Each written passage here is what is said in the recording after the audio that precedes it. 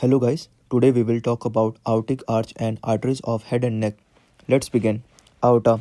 Aorta starts from left ventricle and it has four parts: ascending aorta, aortic arch, descending aorta and descending aorta. After crossing the diaphragm, it forms abdominal aorta and at the level of L4, abdominal aorta divides into right common iliac artery and left common iliac artery.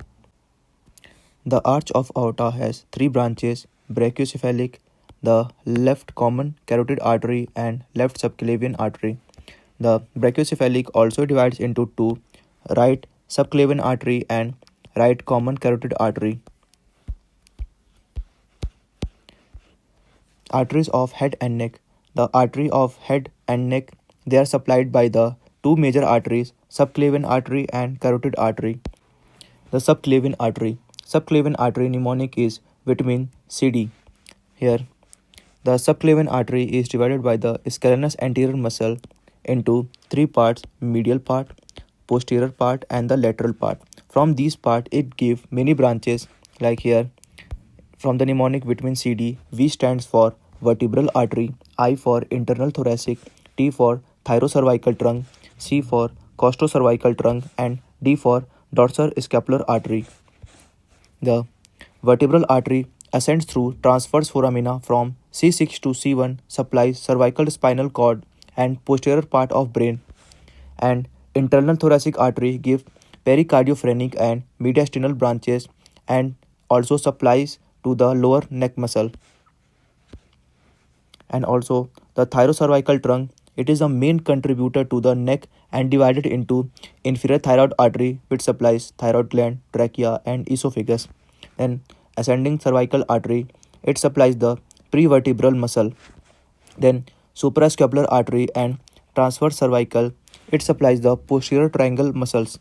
Then the costocervical trunk has two arteries, which is deep cervical artery and superior intercostal artery.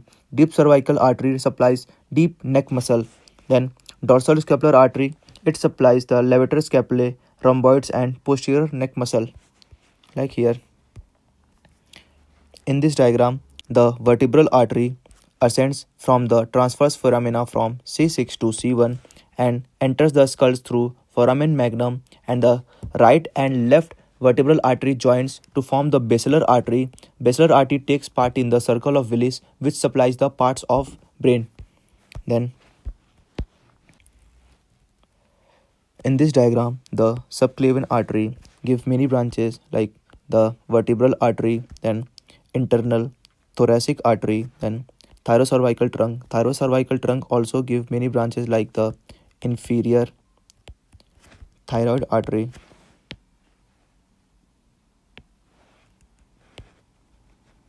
like the inferior thyroid artery, and from the inferior thyroid artery we also get the ascending cervical artery, and also this is the transverse cervical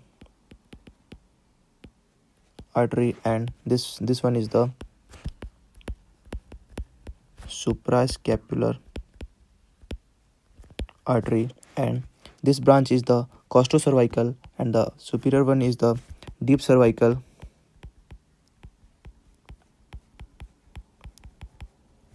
This one is the superior intercostal artery.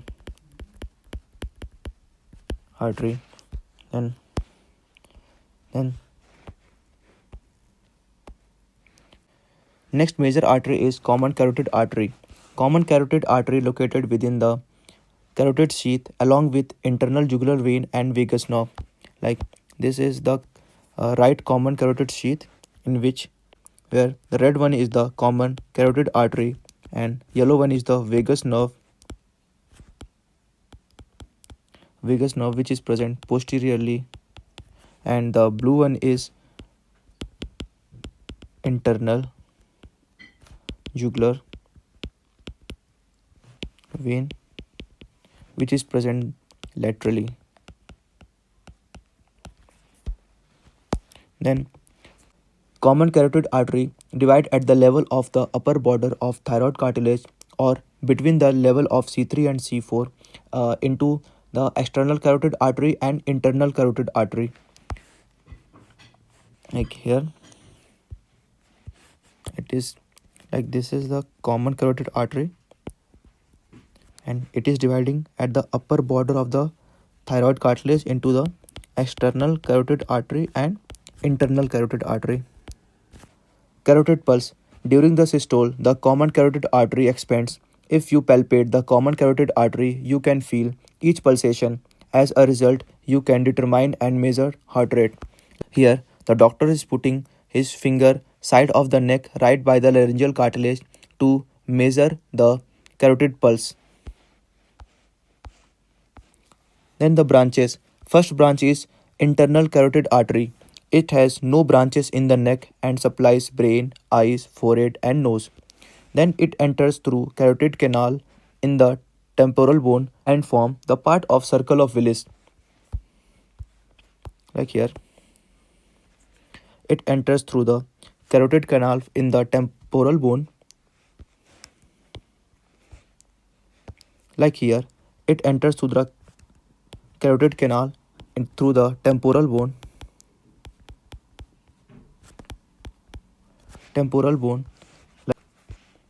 Like here, it is entering through the carotid canal and giving many branches. It has mainly four parts: the cervical part, petrous part, cavernous part and cerebral part. And then at the base we can see a dilation which is present. This dilation is called as the carotid sinus. It contains some baroreceptors which is sensitive for change in the blood pressure. And then the next artery is external carotid artery. It has total 8 branches. The mnemonic is Sister Lucius powder face often attracts medical students. Here S stands for superior thyroid artery and L for the lingual artery, P for the posterior auricular artery, F for facial artery, O for occipital artery, A for ascending pharyngeal artery, M for maxillary artery, S for superior temporal artery. It has 4 parts: anterior branch, posterior branch, medial branch and the terminal branch. In the anterior branch, we have many arteries like first, superior thyroid artery. It is the first anterior branch, runs downward to the thyroid gland and it has further more branches. First is inferior thyroid branch. It supplies to the muscle below hyoid. Then sternocleidomastoid branch. It supply mainly the sternocleidomastoid muscle. Then superior laryngeal artery. It pierces thyroid membrane with internal laryngeal nerve and supply the larynx. Then cricothyroid branch. It mainly supply the cricothyroid muscle. Then glandular branch. It supply to the thyroid gland. Second artery is lingual artery. Lingual artery arises opposite to greater horn of thyroid bone and runs forward, passes deep to hypoglossus muscle to enter tongue. Branches are suprahyoid branch supplies along the upper border of hyoid. Dorsal lingual artery supplies to posterior part of tongue. Then lingual artery supplies to the sublingual gland and the floor of mouth. Deep lingual artery supplies the terminal branch and runs to the tip of tongue.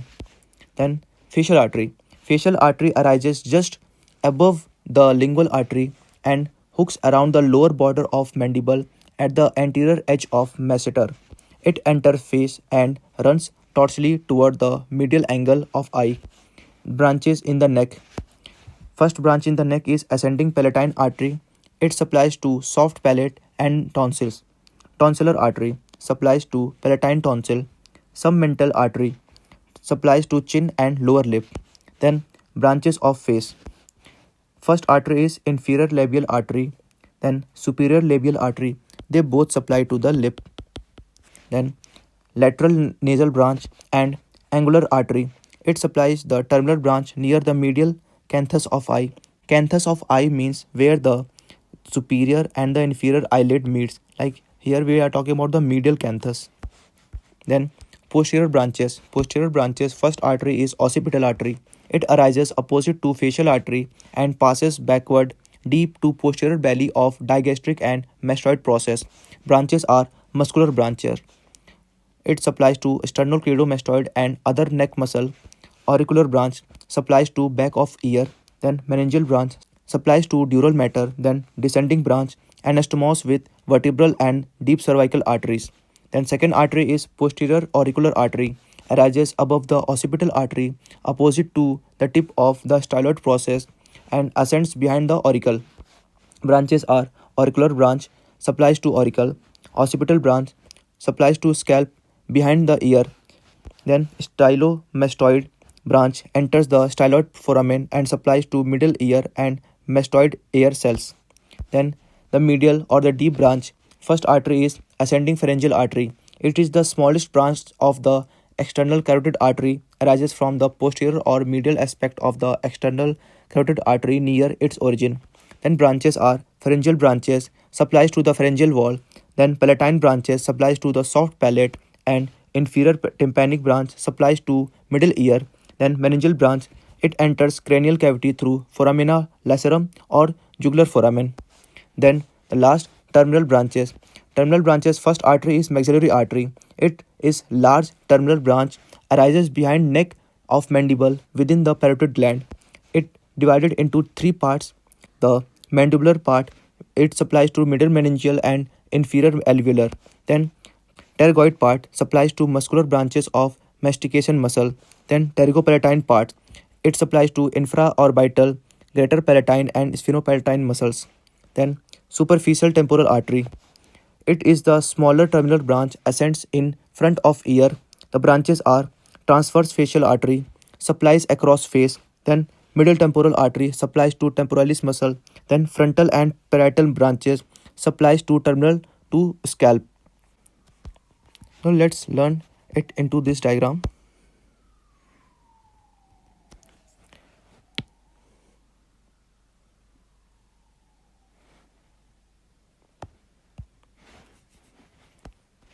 This artery is the common carotid artery. Then this is the external carotid artery and this is the internal carotid artery, and that the dilated part is the carotid sinus. And this artery which is traveling through the transverse foramina is the vertebral artery.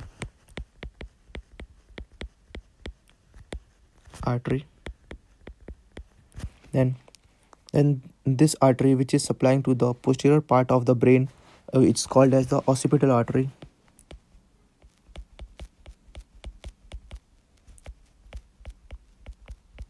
And this artery is the superficial temporal artery. Then this artery is the maxillary artery. Then this artery which is supplying to the face is facial artery. Then below this we have lingual artery, and this artery is the superior thyroid artery. And in between the lingual and the superior thyroid we have one more artery which is the ascending pharyngeal artery, and there is one more artery which passes through behind the ear, is called as the posterior auricular artery. I hope this is helpful for you. Thank you.